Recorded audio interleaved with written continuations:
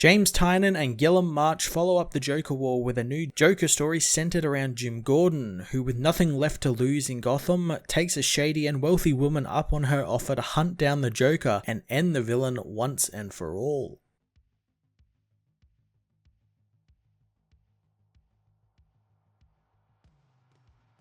James Tynion picks up the threads he left over from Joker War and focuses them all on Jim Gordon, character who was actually missing from that event thanks to the recent involvement in Year of the Villains, where he was a villain. I thoroughly enjoyed returning to Jim after a while gone and getting into the mind of a man who is now rather aimless in his life now that he's no longer a commissioner and he needs to find something to do with his life before he gets too old. And I love that final thing is hunting down the Joker one final time. It's rather fitting that he be given this mission to do, since the Joker has affected his family and pretty much shattered it apart, from shooting Barbara in the spine to actually using James against his father and Batman and resulting in the man getting killed. Keeping Joker as a looming threat throughout the issue was great, and this looming evil that affects everyone and just eats at Jim constantly is great, and it does a great job of showcasing just how the villain can affect someone outside of his usual villainous ways. Gilliam March was the perfect match for this story on the art side of things, given how much brutality and gruesome stuff is in this issue, and his gritty art really helps sell this physical and mental horror that Joker can cause to people like Jim. The pages with Joker being the literal thing hanging over Jim's head was really quite brilliant, and I loved how monstrous March draws Joker. The Joker issue 1 was a fantastic beginning to a new Jim Gordon story, as well as a continuation of the stuff we have left over from Joker War. I thoroughly enjoyed Tynion's look at a man whose life has been effectively ruined and shattered by the Joker, and how that affects someone so good like Gordon, and I'm looking forward to seeing just how far he'll be pushed throughout this series. I'm going to give this issue a 10 out of 10.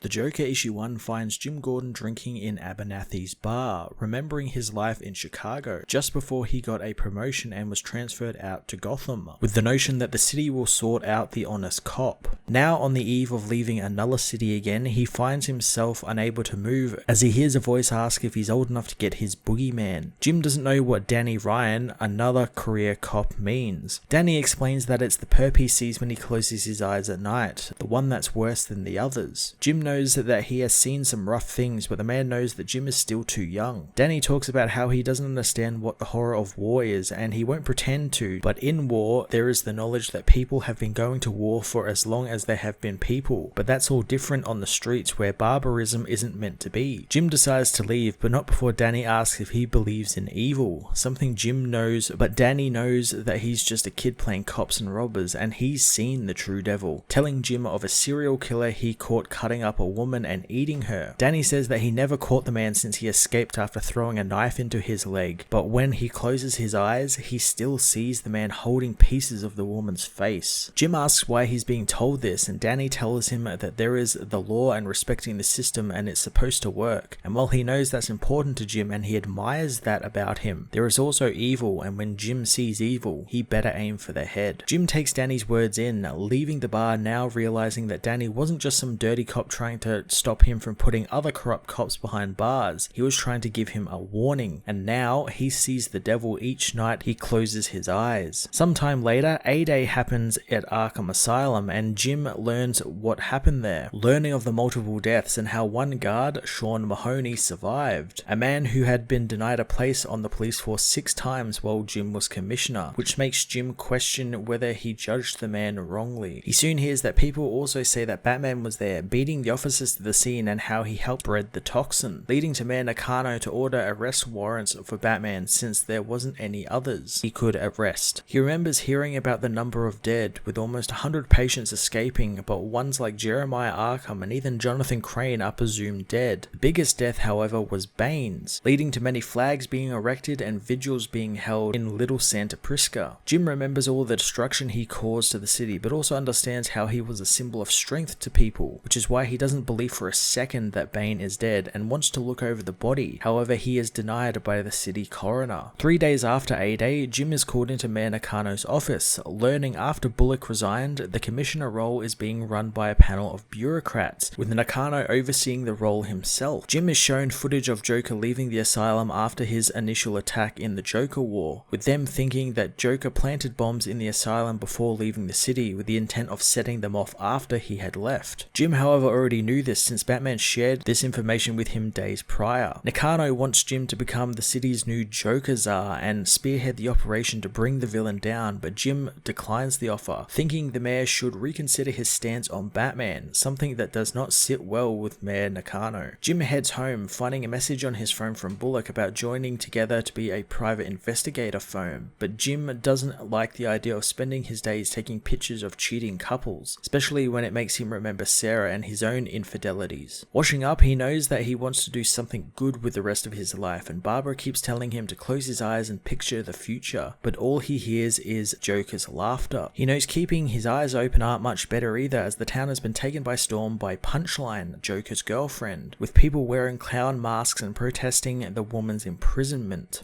Jim soon sees a couple trying to rob a woman, so he breaks one of the men's arms, helping the woman out. Later he meets with his daughter, but again he can feel the Joker laughing at him, hanging over their heads. He remembers after the last madness in his life, he promised that he would be done and that he would take care of himself, not stepping in to help with the Joker War, but instead just turning over and going back to sleep. He remembers what Joker did to Barbara and how she lived and thrived from it, and how he had a hand in tipping his son James over the edge as well. Jim knows that James had a hard path in life and he struggled with a deep evil inside of him, and in the end, Joker knew he could use that as a weapon against Jim and his family, and he did, and therefore Jim lost his son, and he can hear the devil laughing at him. As Jim leaves the cemetery after seeing his son's grave, a woman in a limo pulls up, asking him to get in the car, her giant bodyguard cornering Jim from behind. The woman says that she wants to talk to him about the Joker, so Jim gets in, taken to a grand estate,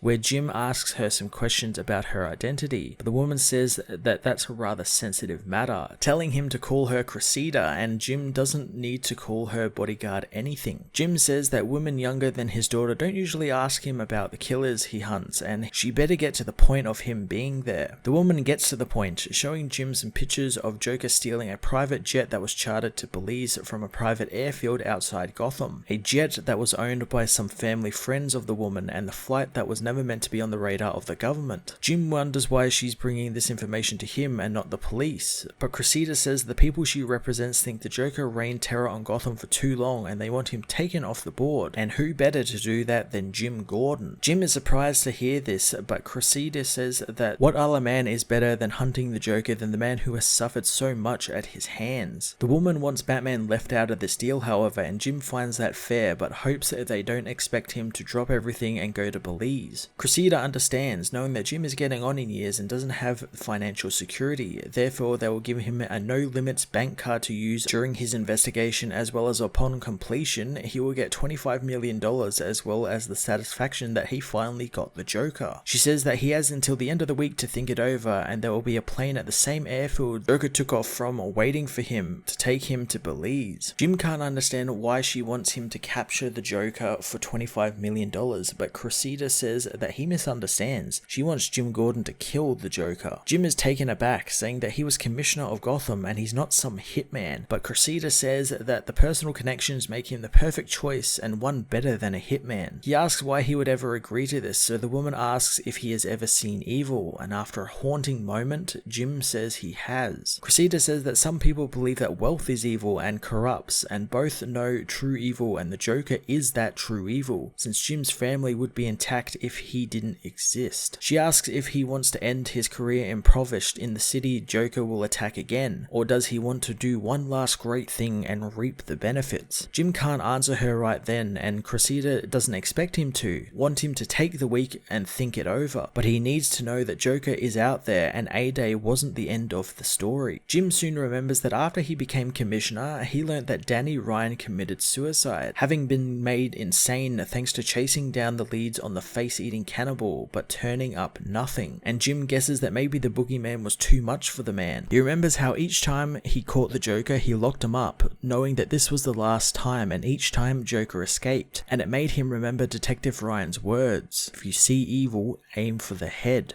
Joker meanwhile is taken over a tropical estate in Belize, having killed all of the people inside, as he laughs over the Gotham Gazette newspaper talking about A-Day, knowing things are about to get interesting.